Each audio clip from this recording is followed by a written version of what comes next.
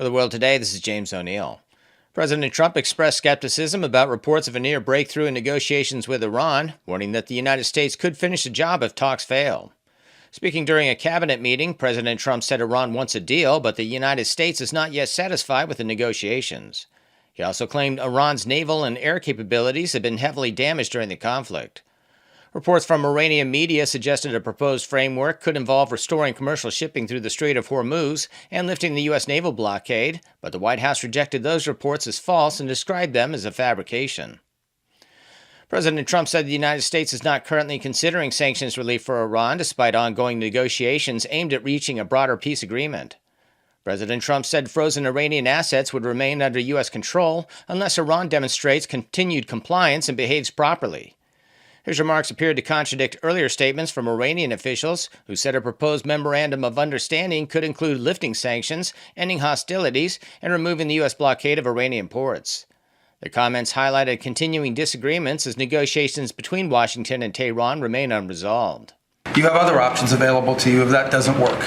But the bottom line is that we prefer the negotiated diplomatic route, and we're going to give it every chance to succeed. I know you're giving it every chance to succeed, Mr. President, but here's the bottom line, because I keep getting asked, what is this all about? It's very simple. Iran and these people in charge of Iran can never have a nuclear weapon, and they will never have a nuclear weapon, and they most certainly will not have one as long as you're President of the United States. On that point, it's very clear. European Union Defense Commissioner Andris Kubilius urged European governments to increase weapons production, release more military stockpiles to Ukraine, and adopt a peace-through-strength strategy to deter Russia. Kubilius argued that Europe should shift away from producing small quantities of highly sophisticated weapons and instead focus on cheaper systems that can be manufactured rapidly at scale. He cited Ukraine's growing domestic missile production as an example of wartime innovation. Kubilius also called for stronger European support for Ukraine to improve Kyiv's position in any future negotiations with Russia. Meanwhile, Kremlin officials said Moscow remains open to talks with Europe if European leaders choose to re-engage diplomatically. DHS Secretary Markwayne Mullin said the Trump administration is considering restricting international flight processing in sanctuary cities that do not cooperate with federal immigration enforcement. Speaking on Fox News, Mullin criticized local police in Newark for allegedly failing to assist federal officials during clashes near an immigration facility. But we're currently drawing up plans to say, listen, in these sanctuary cities where the local radical left Democrats aren't allowing us to do our job and enforce federal laws, then we shouldn't be processing international flights into their cities either, because they don't want us to enforce immigration, but they want us to process immigration at their facilities. Nothing about that makes sense to me. Nigel Farage said Britain should hold a new general election if the Labour Party replaces Prime Minister Keir Starmer with a different leader. Farage argued that frequent leadership changes without elections have weakened public trust in British politics, referencing the rapid turnover of recent prime ministers. He said a fresh mandate would improve democratic legitimacy if Labour changes leaders mid-term. The comments come amid growing speculation about Starmer's political future and broader shifts in British politics that are reshaping traditional party loyalties and increasing support for Reform UK. Lieutenant General Keith Kellogg analyzed the state of the talks with Iran on America's Newsroom. So each one's in command of their own areas. That's the reason you're seeing them do dumb things like sending boats out into the Gulf. I don't think it's control at the senior level at all. I think the president's in their head. They know it. They're on a losing side right now.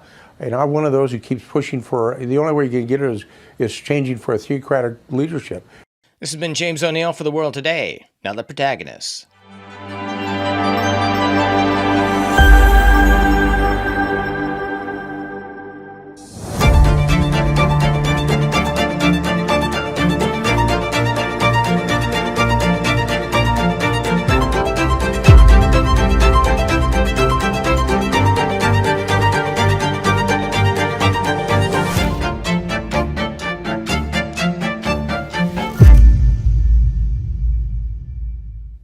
And welcome to The Protagonists. I just love my background, by the way. Good on our graphics department. They've done a great job. Just watch out for my right and left ears. Bit of a side swipe. We can talk about some very serious things too. As with all wars, we've witnessed lies, damn lies, and statistics flung from all sides. Look, there's flying statistics. Some call it dung. There is much noise about the means and the ends. Is it Israel? who commands and wants a forever war to expand its footprint? Or is it the supreme leader of the universe, Donald Trump, engineering a masterful plan to control the world's oil and gas to buttress the petrodollar and contain China? Get down, get down. The Gulf states have been badly damaged by a war President Trump, boing, sprang on them. But surely they must have seen it coming. What will be their decision on US bases, on their territories, and what are their previous bright, shining cities and unending wealth? Just look at Dubai. Magnificent city. It's suffering enormously at the moment. The rest of the world still sits and waits until their oil, gas, fertiliser and food supplies run out.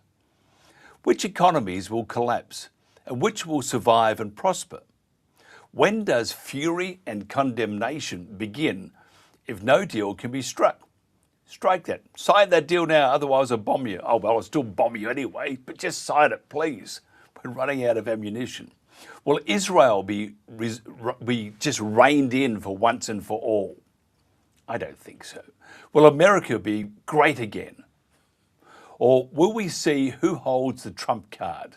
Let's talk to our panel. Our panel is, as I said before, absolutely magnificent, to say the least. We have Dr. Kees van der Peel, and he's a Dutch political economist and author, peace and democracy activist. Also Dr. John Laughlin, Director of Forum for Democracy International, and Emeritus Professor Joseph Siracusa, former inaugural Dean Global Futures of Curtin University. Thank you very much for joining me. First of all, I just want to ask you, if you wouldn't mind, John, who do you think is pulling, who do you think's in charge that are pulling the strings and manipulating all these people? Or is it just a combination of stupidity? Well, I think you've summed it up very well, actually, Mike, in your introduction. I think it is a combination of stupidity. There's no doubt, I don't think it's a matter of public record, that Israel encouraged Trump to launch this war at the end of February. But I always believe in these situations where there is a lot of mystery and a lot of murkiness and where the signs are confusing and contradictory, that Occam's razor is the best device. In other words, you have to seek the simplest explanation. And the simplest explanation is indeed, I think, stupidity. By stupidity, I mean that whoever had Trump's ear at the moment when he decided to launch this attack together with Israel, and of course Netanyahu was one of them, managed to convince him, against all his previous promises and statements, that he wouldn't launch another war in the Middle East, by appealing to his vanity. Around the world, in Europe, but around the world, people believe, perhaps rightly, that you can twist Trump, you can get Trump round your little finger by flattering him. And in the aftermath of the Venezuela operation, which by any objective standard was a spectacular success, however unjust it may have been, it's not difficult to imagine a scenario in which he was led up the garden path, yes, by Israel, by the Israeli lobby, who of course were doing it for their own goals, but that he has walked into a most colossal trap.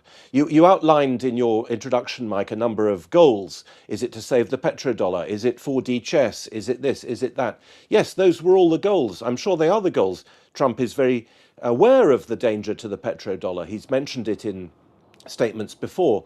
But unfortunately, what we're seeing is all these goals, all these clever moves, clever moves, coming up against the brick wall of reality. And the brick wall of reality is that Iran has this Wunderwaffen, has this wonder weapon, which is an absolute textbook case of asymmetric warfare. And that Wunderwaffen is, of course, blocking the Strait of Hormuz. And with that choke stranglehold over the world economy, that is worth, let's say, all the weapons and defense systems and Patriot missiles and Oreshniks and so on.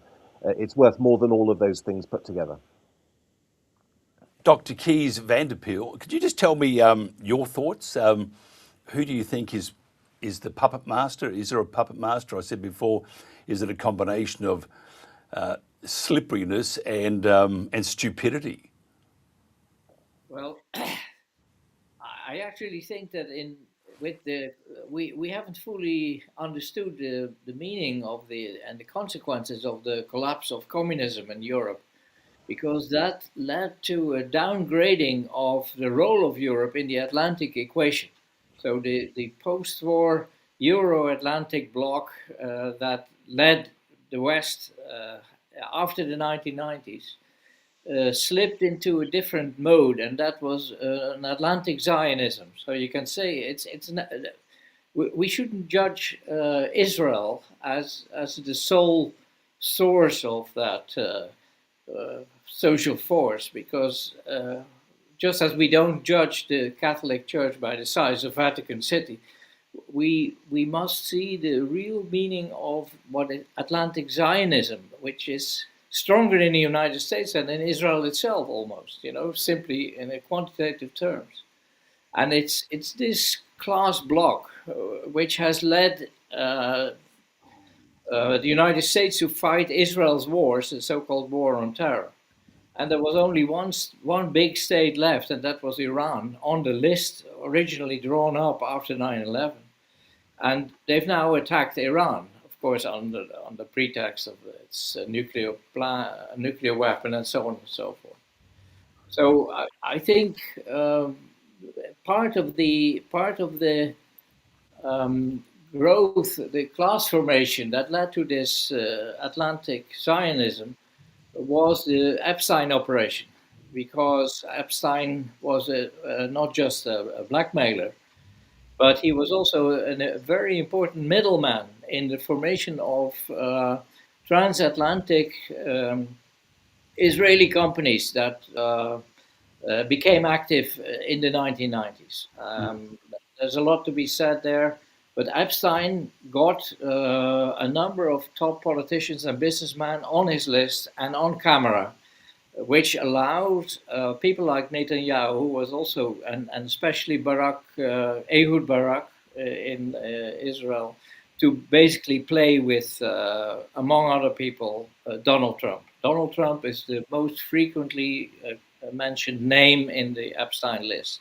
And I think, therefore, he's vain, yes, but that vanity also worked in his conduct in the 1990s when camera records were made of his behavior. So he's basically in the pocket for the Israelis and the Zionists generally. President of the universe. Professor Joseph Siracusa, what are your thoughts? Well, I think this is a terribly interesting conversation. I've never had so many interesting people come in from different directions. I've been a diplomatic historian for 53 years and spent half my life in America, the other half in Australia. And I got to tell you that this is a funny kind of a war. I'm a big fan of non-intervention. I'm a critic of regime change. This idea that we can force a change in government quickly like this. I mean, has it occurred to anybody that the United States really isn't at war with Iran? We just simply attacked them. It was a punitive expedition to kill as many of the leaders as possible, try to get them to agree to certain things. It wasn't like a real war. It wasn't organized violence. It wasn't paid for by the American taxpayer. This is just another damn war paid for on the American credit card, which is why we have $36 trillion worth of debt since the Vietnam days. And so, it was a very bad policy. When I was in graduate school, we all had to read William Appleman Williams and the Tragedy of American Diplomacy. And he said way back then in the late 60s that the tragedy of American diplomacy is that it is self-defeating. Everything that Trump has set out to do has been the opposite of what he tried to do. And it reminds me a great deal of Mike Tyson's famous line that nobody's got a plan B until you get punched in the face. And so America got punched in the face in a war that's not really a war. I mean, if it's a war, then why are you worried about the ballroom at the White House or world wrestling, on the front lawn of the White House? I mean, it's ridiculous. What we did was we simply bullied these people, and Trump had great success in getting rid of Maduro. And this idea of creating these false indictments and then using your moral legal status to go in and start arresting people in the name of humanity is a joke. This is something the founding fathers would never have agreed to. In fact, most American diplomats and politicians between 1800 and 1949 thought this kind of behavior was sort of self-defeating. So I think Trump is, he's in a world that he doesn't understand. He's surrounded by people who are ingratiating themselves. And an awful lot of what I see from Trump, I mean, he starts to look like, and I'm going back to my Chicago background here, he starts to look like a protection racket. He only wants to help people who want to help him or enrich him and his friends. I mean, this is the strangest kind of diplomacy. As I say, Trump's my 16th president. This is the damnedest thing I've ever seen. It is bizarre, and I'm just wondering what MAGA are thinking at the moment, whether they're walking into walls going, what the hell's happened? Can I ask you, John, what do you think the ultimate objective is with Iran at the moment? Well, it's like it's what I said a moment ago. We just don't know, do we? Because you're asking about objectives. They change all the time. I think you just played Marco Rubio saying that Iran must not have a nuclear bomb. Well, come on. I mean, that's been going on for 20 years, for 25 years. It first started after the 2003 Iraq war when Netanyahu was already prime minister. We all remember his ridiculous cartoon bomb that he held up on the podium of the United Nations General Assembly. That was in 2004.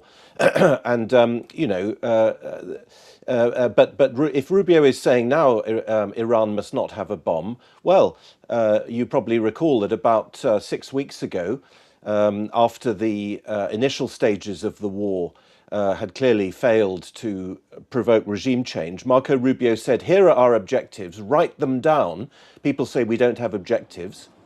Well, some of us did write them down, and they included destroying Iran's navy, destroying its air force, destroying its ballistic missile capacity, and so on.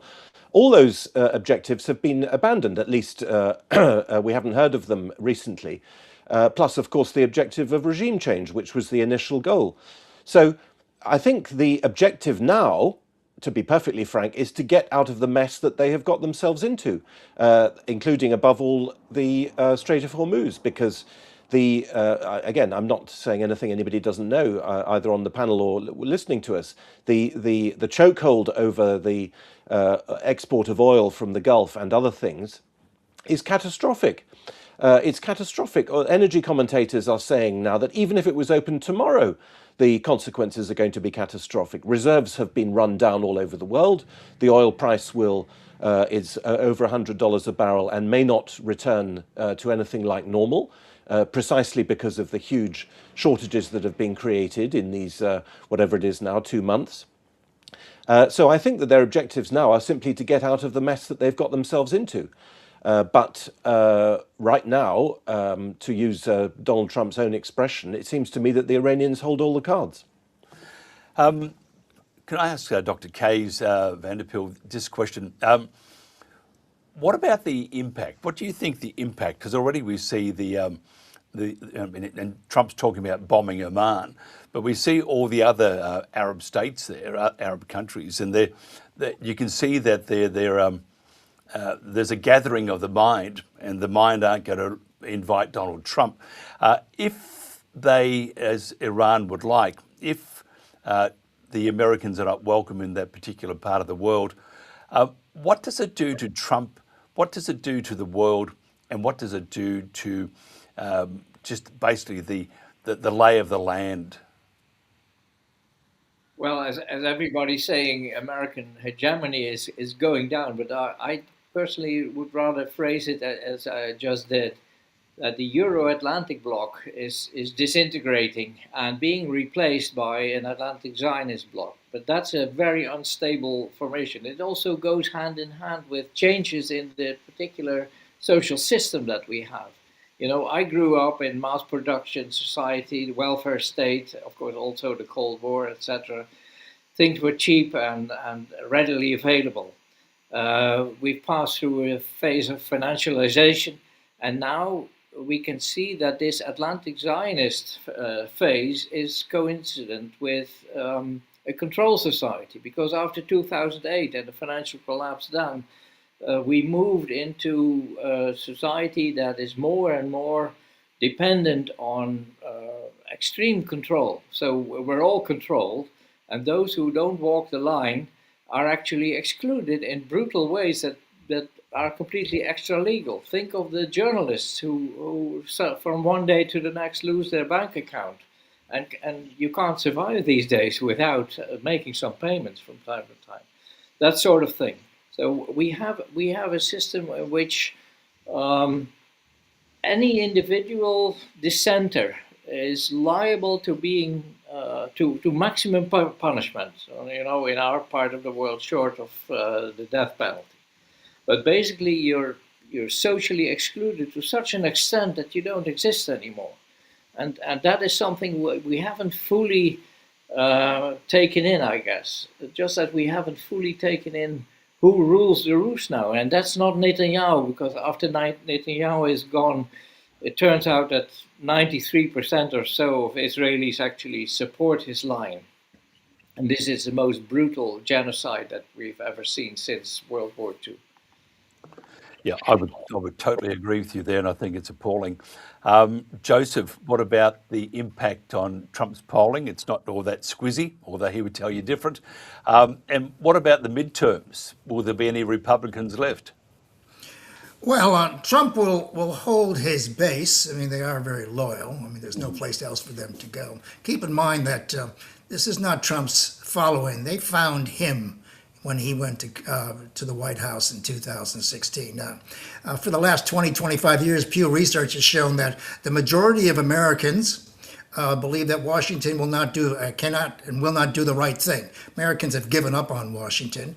Or as one American vice president said, Washington is 70 square miles surrounded by reality. Most Americans can see that this war is folly and that Trump isn't going to do much good. Now, keep in mind, 155 million Americans voted the last time. 100 million Americans who are entitled to vote, they may be registered to vote. They don't bother to get out of bed. They don't vote on that day. So they're the ones who've given up. And it's the independents. Trump has gone from 61% to about 18% of independents support him. And without the independents, he can't win an election. My prediction is that the Republicans will get swamped. They'll be defeated very badly in midterm elections. That's why you're seeing a lot of people resigning their positions in the Congress or in the cabinet. They don't want to be there for questioning under subpoena, under oath by subpoena in 2027. I mean, they're trying to get out of town, as a matter of fact. So I think Trump will do very bad politically. He has already said that he doesn't care about the American consumer, that is, about their difficulty with gas and food and the rest of it, that kind of thing. And he's also said that he's not going to be bullied by the midterm thing. You know, he's thinking about his legacy now. So I think in the end, he's going to have a very, very poor legacy. He'll be known as James Polk was once in the Mexican War, as Polk the Mendacious. I mean, Trump hasn't really told the truth here. And look, Americans aren't as silly as they look. They can see that this isn't holding up very well. And his critics on the right, which is very odd, who might support him, think he hasn't done enough. They think he should go in, you know, like John Bolton with 2 guns going. And we can't go in. We all learned from the Vietnam War that regime change is not common. You can't bomb anybody into the Stone Age without troops. And even if you bring in troops, you got to bring in more than you imagined, as a matter of fact. And keep in mind about this ceasefire. You know, in 1952-53, we negotiated a ceasefire with the North Koreans. Well, we still have a ceasefire with the North Koreans. We're still in a state of war with them. So my prediction is that Trump is going to have to live with this concept that neither war nor peace. Iran's always going to be a thorn in his side. And, you know, at the end of the day, Iran, while they didn't win anything, they went 15 rounds with a superpower. And you know what? They're still standing. So, this says something, and the rest of the world may not actually be debating this in public, but they're watching very carefully what has happened here, and they will follow suit. Well, you had it, Joseph. If Trump, and he will do it soon, he's done it already, he's declared victory, he probably needs to let the people of Iran know that too, and the government, because they don't understand that Trump's won it. What do you think when it is actually, they do broker a ceasefire of sorts, and how long that will last for, who knows? What do you think the official statement or stance from the White House will be, of course written by Trump himself? How do they claim victory? Because normally in victory, the one that loses has less power, and I would possibly see that the one that loses has increased power. Well, at the end of the day, Senator Hatfield used to say about Vietnam, if you want to get out of Vietnam with honor, just march out of the place, go to the ships and say, we won. That's all. Just tell the American people that this is a great victory. You might not see it yet, but down the road, your grandchildren will appreciate it and all the rest of it. Look, people know this is nonsense. And he is going to claim some kind of a victory here. But, the price of gasoline, when it hits $3, $4, $5 a gallon, hurts a lot of Americans. It hurts the farmers and the fertilizer and the rest of it. I mean, Americans ain't stupid. When it costs, when they can't afford to put food on their table or gasoline in their cars, they're going to get very angry with this guy. And Trump is going to have to worry about, his legacy. But I think he's given up on trying to explain himself. I mean, he's in the World Wrestling Hall of Fame. He's not an intellectual, and he's not surrounded by anybody who's smart. I mean, ever seen any president surrounded by dumber people? There's no one from Harvard there, or Brookings, or any of those people that used to write all this stuff. He's surrounded by people who yell at each other and who have a lot of opinions and no deep thoughts about anything. So I think a lot of people are going to sort of ditch him and worry about 2028. And this is going to be a very, very sad episode. But look, American policy for the last, since the war on terror, hasn't been very productive. It hasn't been very successful, and it has been very expensive. And that's what the American children and grandchildren have to worry about, is how to pay for all this folly. John, what do you think?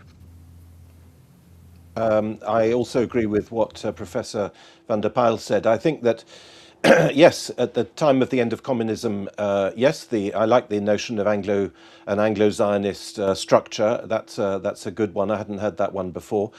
But I think, together with Joe Saracusa, that it is coming to an end. I'm not saying it has come to an end, this Anglo-Zionist structure, this New World Order, but the cracks are surely showing.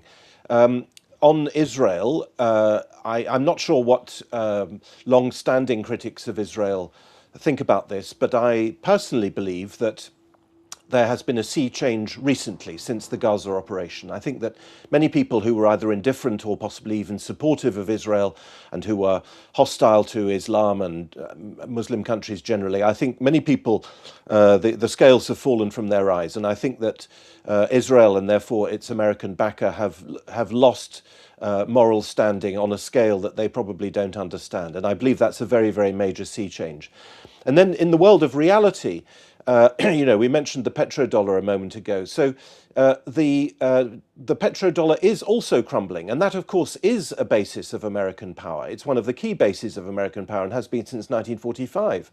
The fact that you needed dollars to buy oil. Well, you don't anymore, because there are colossal oil transactions now being conducted between Russia and China, between Russia and India, no doubt also between Iran and possibly even the Gulf states and third countries in currencies other than the dollar.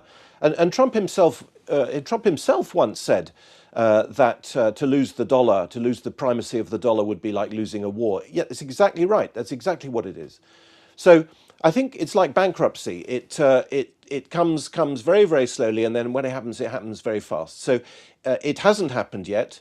And I very much take what Kees van der Pijl says about the control society. Yes, of course, we live under a control society.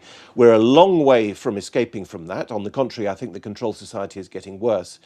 But everybody knows, and particularly the world outside the Atlantic Zionist sphere knows, So all the countries that we wrongly call the global south know this. They're looking at all this, as Joe Siracusa has just said. They know which side their bread is buttered. They know which side reality is. All these people looking in on us here in the collective West realise that the game is up. And Mike, when you asked how will Trump proclaim victory, well, he'll proclaim it with bluster. But nobody buys that anymore. Nobody buys it. We've had victory. He proclaimed victory on day one or day two. Nobody buys this stuff anymore. And, you know, he's a salesman. And when people don't buy your stuff anymore, then your business goes bust. Dr. Kees van der Pijl, could you just tell me, will this, what's happening now, will it elevate Gaza's cause with the other Gulf states?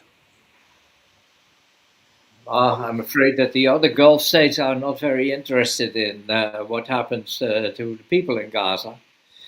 I'm more inclined to listen to Gustavo Petro, the president of Colombia, who said when the Gaza operation was in full swing, look very carefully, because this is what they will be doing to you the moment you rise up in great numbers. And it will be your own government doing it. And I think all these things tell us that the sort of democracy that we, I can say we grew up with, has long vanished. And that only the semblance of, we had here in the Netherlands, we had absolutely disgraceful scenes in our parliament, which remind you of the fact that the sort of people that we were used to thinking of governing us have long gone and have been replaced by almost criminal elements. Not just stupid in the traditional sense. Stupidity has been taken to much higher levels in the recent period. Just think of Kaja Kallas, the EU representative for foreign affairs and vice president of the Commission. It's the malice that is the most striking. The malice and the lack of respect for any rule. We call ourselves the rule-based order.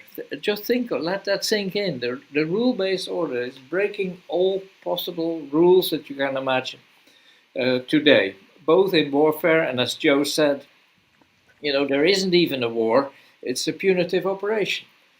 So we're looking at a collapse, but because we tend to think that in a world of states that it will have to be one state that collapses specifically before we can speak of a collapse, we must begin to realize that the world as such is collapsing, because the ones that are still standing, which are Russia and China backing Iran in this particular conflict, the ones that are still standing also have signed up for the capitalist economy 10, 20 years ago. And they will therefore be drawn into the same vortex of speculation. And don't forget that what is happening, what Donald Trump, the businessman between quotation marks, is doing mainly is playing the stock market. On Friday he makes certain announcements. On Monday he takes them back again, just to make sure that the friends, his friends who have advanced knowledge, will be able to cash in. Even his somewhat retarded son, I don't mean any negative comments, Jordan, I think he's called, is now booked at 120 million, because so much is spilling over within the family on account of handling the Hormuz situation, that even the least capable member is profiting. So in that sense, we're looking at a general collapse, not as the collapse or decline of the United States to be replaced by something else. Because, as Brzezinski already said, the famous geopolitical commentator, when American hegemony goes down, it will not be replaced by another hegemony, Chinese or whatever. It will be replaced by chaos. And I'm afraid that that's what we're looking at. Yeah, I agree too. I think there are many at play here, and I think the end result is sheer chaos. Joseph, how do you think Europe will fare after this conflict in the Middle East? Do you think it'll be forced to face reality of economics and its dealing with Russia? You're still talking to me. No, I'm talking to Joseph, sorry. I'm sorry. Would you run the question by me again? I thought you were talking to Keith. No, I'm just wondering, how do you think Europe will fare from the war? And will it be forced to face reality of economics and maybe consider its dealings with Russia? Oh, I think they're going to have to reconsider Russia coming back into the fold. Look, this war has shown Europe a number of things, and that is the United States can cause them a great deal of trouble over circumstances of which they have no control. I mean, this is a punitive expedition that started without any permission from Europe. The Europeans are paying the high price for petrol and fertilizer and the rest of it. I think, and the president, when he says that unless the Europeans come to the party, NATO's going to have to pay for it down the road. Well, I think the Europeans have got the impression now, clearly, that there's no place for them in Trump's relationship with them in Europe. I mean, they're going to have to do their own thing. And look, there's no reason why Europe can't do its own thing. I think it's been a little over-reliant on the United States for far too long. I think Europe can do a better job, but it's going to have to do something with Russia. Russia is going to get back, become part of Europe again. They're going to have to come to some terms, and we're going to have to do a lot of this by going back to the old-fashioned politics of accepting yesterday's enemy as a member of the Commonwealth or the community of governments. I mean, we can't treat these people as criminals forever. I mean, that's not possible. But look, I think this war has finished off the American-European relationship. It's forced the Europeans to move into a different direction.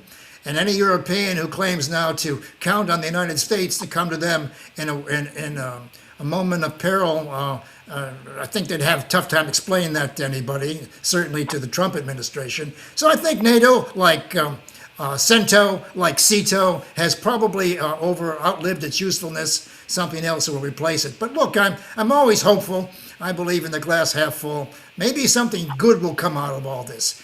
Maybe there's some great minds who will come forward and suggest various things that we haven't suggested in the past. So I think maybe I'm looking for the silver lining. I hope there is one. John, do you think there's a silver lining? How do you think? No, I don't. I can't see it at all. On the contrary, I think Europe is now set on exactly the opposite trajectory from the one that Joe has just outlined. I believe that the hostility to Russia is so deeply ideological for Europe that there is no prospect of it of Europeans breaking out of it in the near future. Yes, it'll happen at some point, in some very distant point in the future. But right now, the trajectory is exactly the opposite. Yes, the Atlantic Alliance, for the time being, is on hold. Yes, the Europeans feel abandoned by Trump. That is correct. But their response to it is to try to rearm themselves. The famous 90 billion new loan that they have allegedly given to Ukraine, but which in reality is recycled, as Julian Assange explained to us 20 years ago, back into the arms industry. In this case, they hope largely into the European arms industry. And voices in Germany, particularly, I mentioned Germany particularly because I think Germany's role in this is key. Jeffrey Sachs has just written an open letter to the German Chancellor. Germany, on the contrary, it's literally incredible to observe, but seems to be gearing up for round three. What I mean by round three is after the first two rounds in 1914 and in 1939.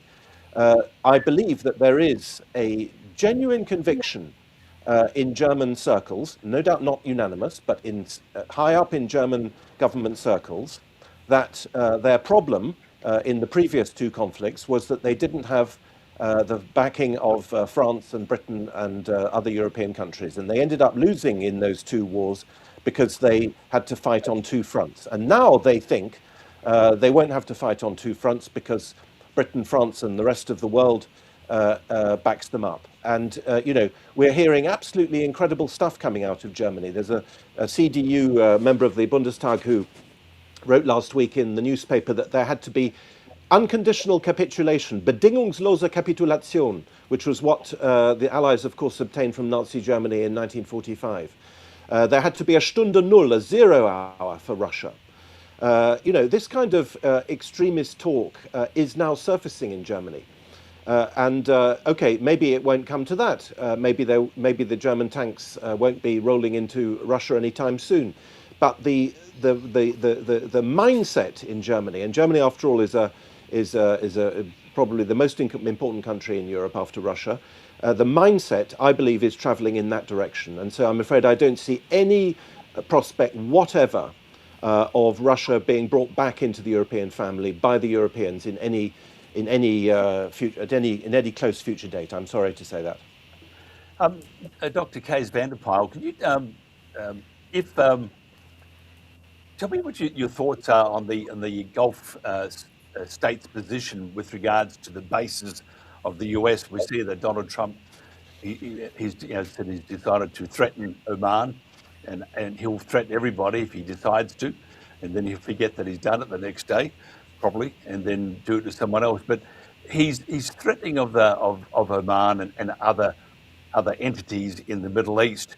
Do you think the Americans have got much chance, as much as a snowflake in hell, of keeping their bases in the Middle East, or do you think there are other things at play here?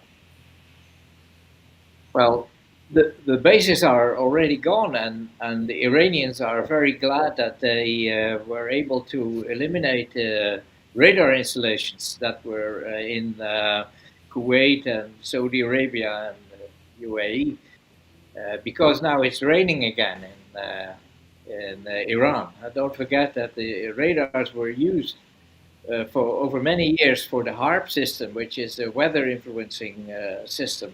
And as a result, last year there was serious talk about evacuating the 9 to 10 million people who live in Tehran because there was absolutely no water left. And for the first time since these radars have been eliminated, there's snow again on the mountains, and you see images of Tehran. So everybody in the region will draw their conclusions, but don't forget that these Arab Gulf monarchies are not societies as we tend to think of them. They are royal families and dynasties who have been put there basically after the First World War by the Brits. Think of Lawrence of Arabia. And they have very little indigenous population. People forget that Yemen has twice the population of Saudi Arabia. So Yemen is a much more important place than these monarchies because they have a lot of weapons, but basically they bought them merely as a goodwill sign to the United States and not as real military investment because they lack the military personnel to operate them. All the work in these monarchies is being done by Pakistani and other guest workers. So they are very fragile formations. And although a friend of my son actually went on holiday to Dubai, and people use it as a stop in between on the way to Asia, very little will be left of it, I think, when all this blows over. And the United States will certainly go, just as Britain left east of Suez. The United States will leave east of Suez. And the problem is, as the other guests already remarked, both of them, the United States is facing the problem of getting out of it. I'm afraid that they first will bomb Iran back to the Stone Age. That's Trump's gift to Netanyahu, to put it simply. But after that, they'll leave. And, well, we must hope that there will be some recovery. Iran is a very strong civilization. It's so remarkable if you think that only half of the Iranian population are real Persians. All the others are Azeris and other nationalities, and yet there's not a chance that that country breaks apart. Even when Iraq attacked it in 1980, you would have expected that the Arabs that live in Iran would be siding with Saddam Hussein, and they didn't.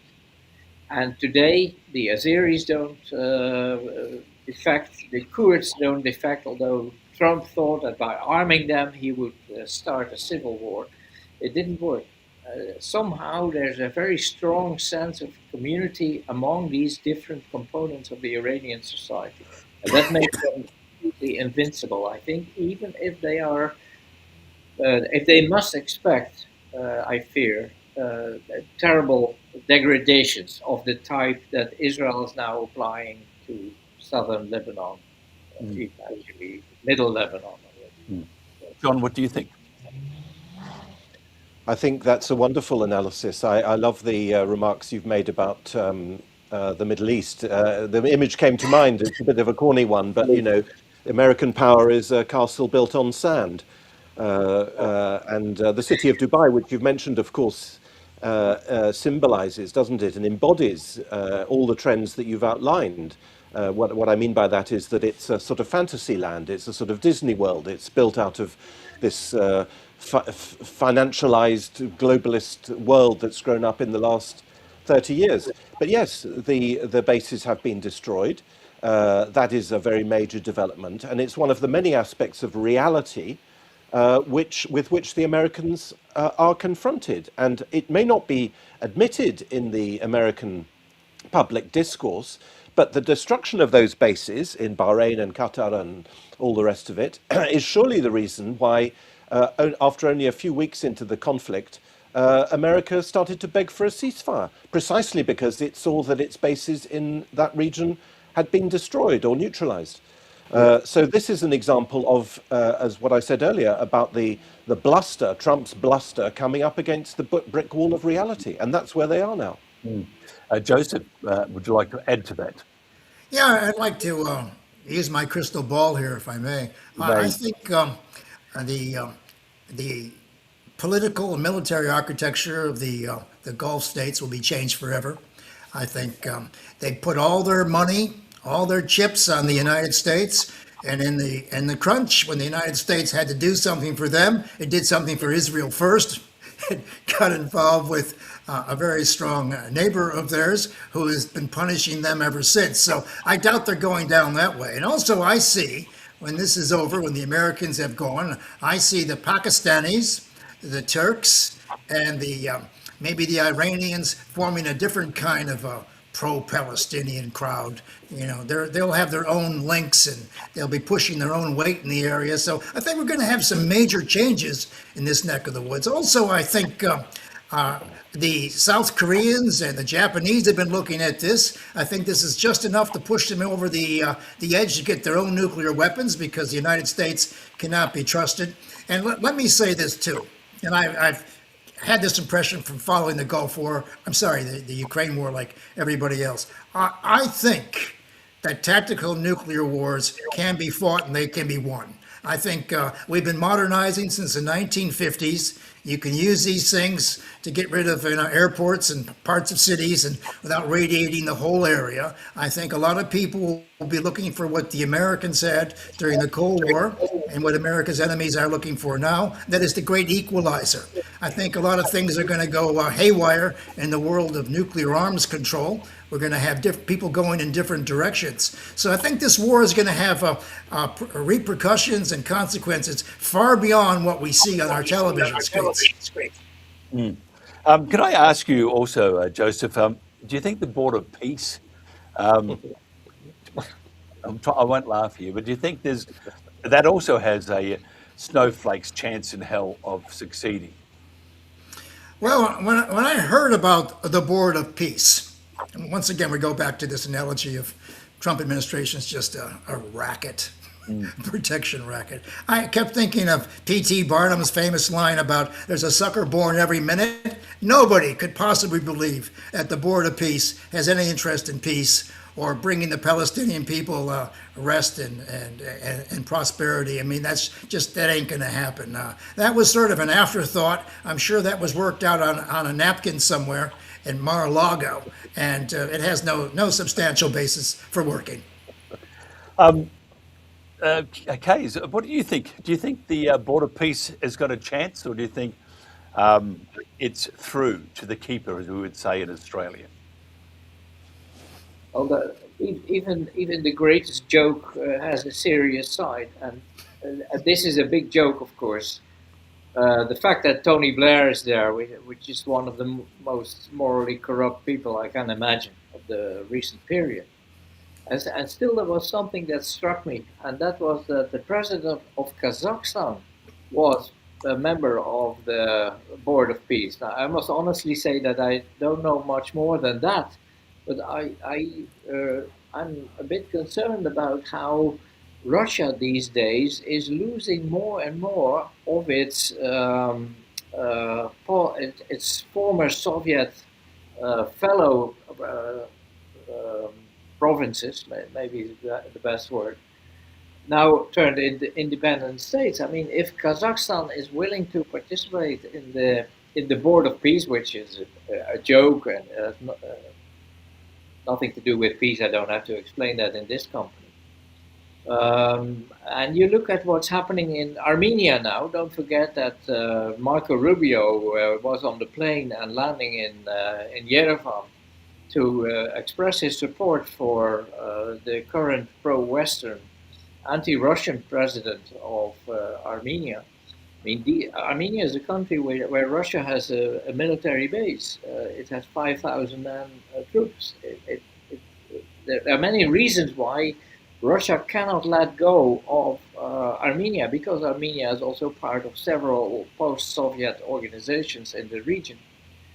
So, in that sense, one of the successes of the NATO operation in Ukraine, beginning with the coup in 2014 and so on, I fear is the gradual loosening of the post-Soviet space and the potential isolation of Russia, because the war, of course, is not going well at all in Ukraine, even if people look at it and keep repeating that Russia's winning and so on and so forth. Ukraine is a corrupt racket, but the loss of Armenia might be a trigger for new destabilizing events in the region. And I must say that I'm very concerned about what will be happening there. And otherwise, I cannot just add that what Joe said about the technology changes that are taking place in warfare are extremely important. I don't believe in tactical nuclear weapons for a host of reasons, but the use of hypersonic missiles and the mass use of drones, swarms of drones of hundreds of even 500 to 1,000, that is something that will change waging war forever, and maybe will prompt people to begin to reflect on whether the whole idea of war and punitive expeditions is not something that we should leave behind. John, the Trump or the US and Gulf states, the future relationships, who needs who more? Well, I suspect that there are already subterranean or submarine currents underway. I've heard, I haven't confirmed it, that Saudi Arabia and Iran have come to an agreement that if, and after all, don't forget that a couple of years ago they established diplomatic relations with each other after a long period under Chinese sponsorship. They've come to an agreement that if there's any future attack, then Iran will instead concentrate its fire on Israel and not on the Gulf. So I suspect that there are contacts, on both sides of the Persian Gulf, and no doubt a rearrangement of alliances. Saudi Arabia is the guest of honor next week at the International Economic Forum in St. Petersburg, and Saudi Arabia has for some time been flirting with rapprochement with Russia. It was supposed to join BRICS and then it stepped back, but maybe these latest events will cause it to reassess its foreign policy. I hear what Kees van der Pijl says about Armenia and Kazakhstan, and I think that he's absolutely right to flag up those as matters for concern for Russia. I don't think that when I've talked earlier about the American empire, or whatever we want to call it, collapsing. I did say that it's not happening yet, but that it will happen in the long run. But until we're in the long run, until the collapse comes, if it does come, yes, there will continue to be, they never give up. I mean, there will continue to be attempts to encircle, to prize allies off from each other, and so on. But I think the key thing in all this is surely the relationship between Russia and China. And that, as far as I can tell, remains immensely solid. Solid because it's a mutually beneficial alliance, beneficial to Russia and to China for different reasons. It's not, as some of the American commentators say, Russia somehow being absorbed by China. No. And I think that that is a source of considerable strength to Russia. Although, yes, I agree that if these other former Soviet republics are prized off, that's bad for her as well.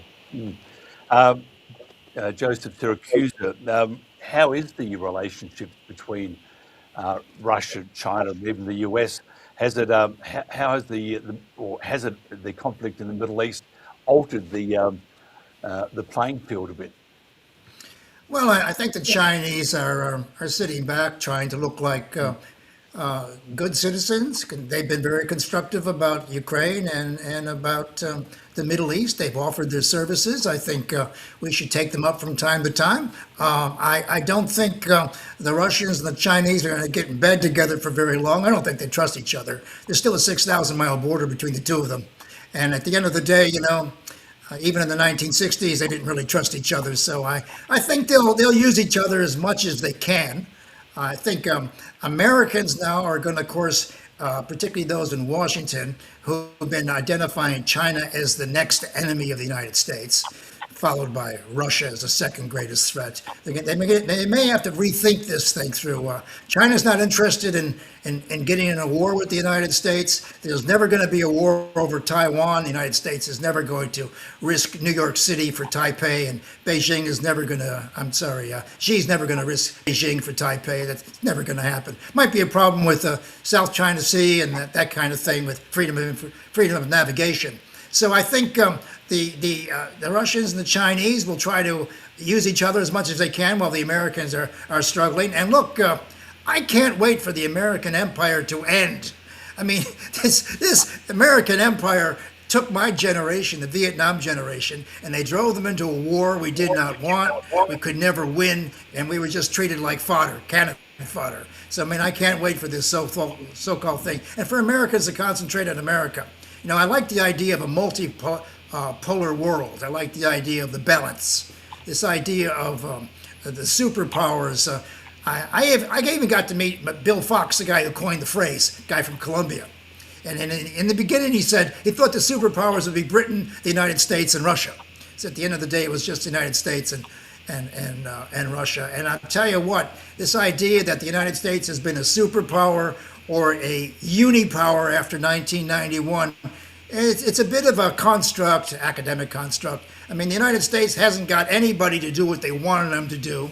We got stuck in Vietnam, we got stuck in Afghanistan and Iraq and all the rest of it. The United States has not been able to get people to do what they want them to do because people, if they're prepared to fight, they can handle a superpower because look at all the great empires that disappeared in the Khyber Pass. If people want to fight, they will fight.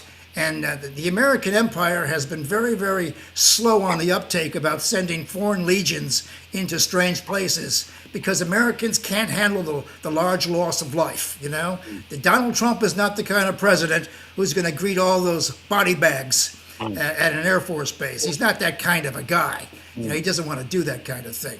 And so I think, if this is a retraction of American power, well, then so be it. But my concern is, as John and Keisha pointed out, that maybe the United States will try to overreact in the next couple of years to keep the empire going, or what they think is the empire.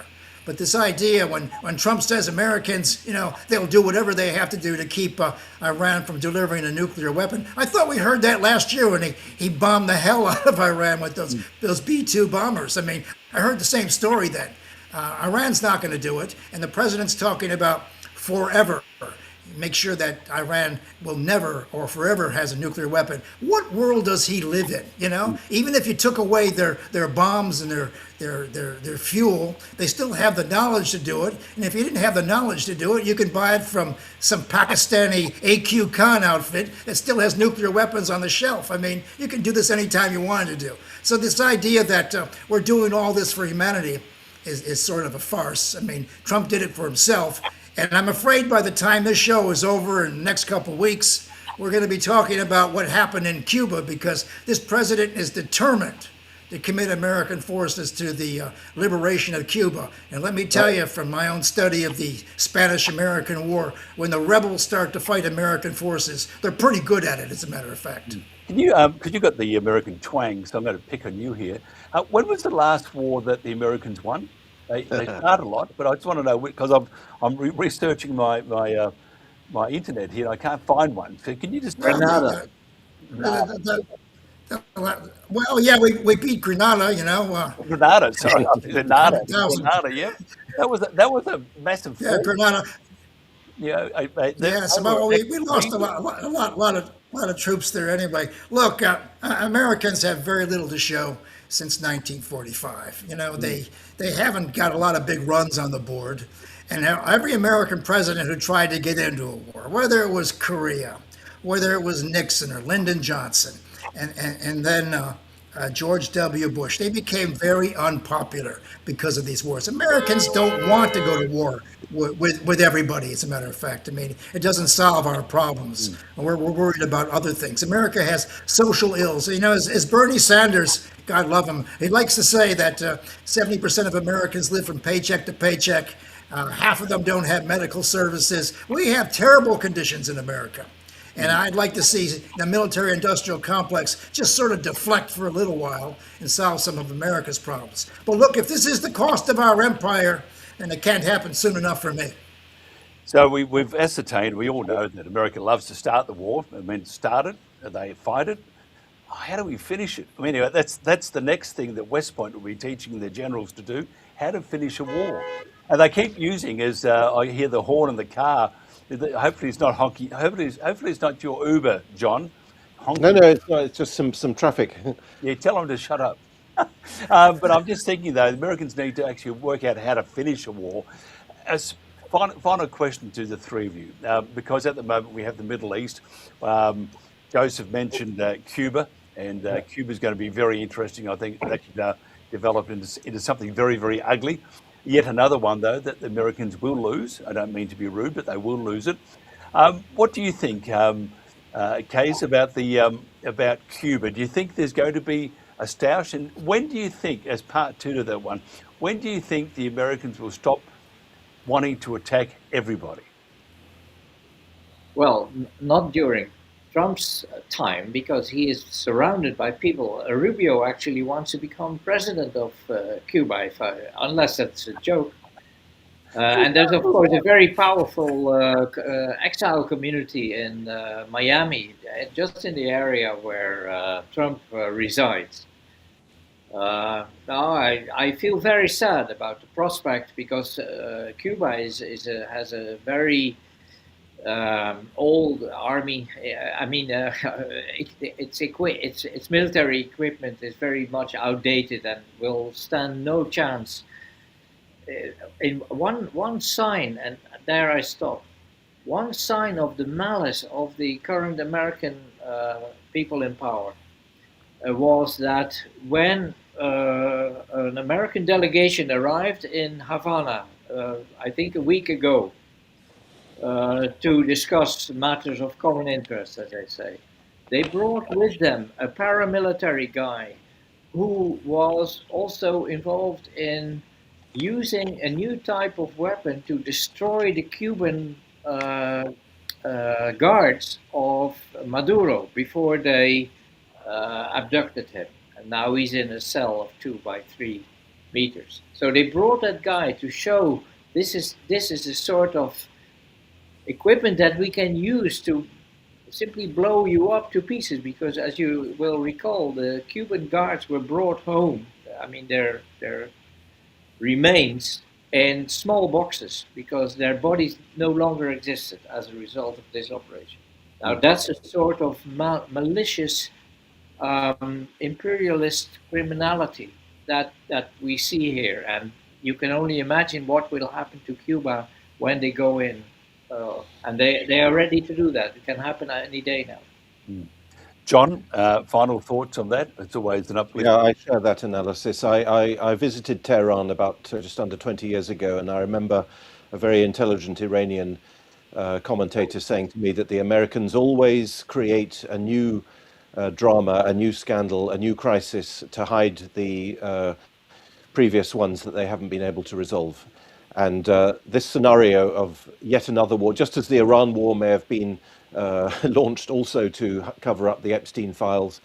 So yes, I can see some sort of operation like that in the Western Hemisphere, designed to cover up the Iran catastrophe. And I think it is a catastrophe for them because, as I think I've said earlier, I don't see how they can get out of it. They can have all the strategies they want, but they have walked into a trap from which there isn't really any escape, because so long as Iran controls that waterway, I really don't see what the Americans can do about it. Yes, they can inflict a lot of damage from the air, but we all know that's in fact, if you like, the main lesson of this war, and that goes back to what Joe was saying a moment earlier about the futility and the inability of America to win battles. You can't win wars, serious wars, by air power alone. Afghanistan showed that. Ultimately, the Yugoslav operation in 1999 showed it as well, Libya too. And this particular case, the Strait of Hormuz, is, in my view, completely intractable.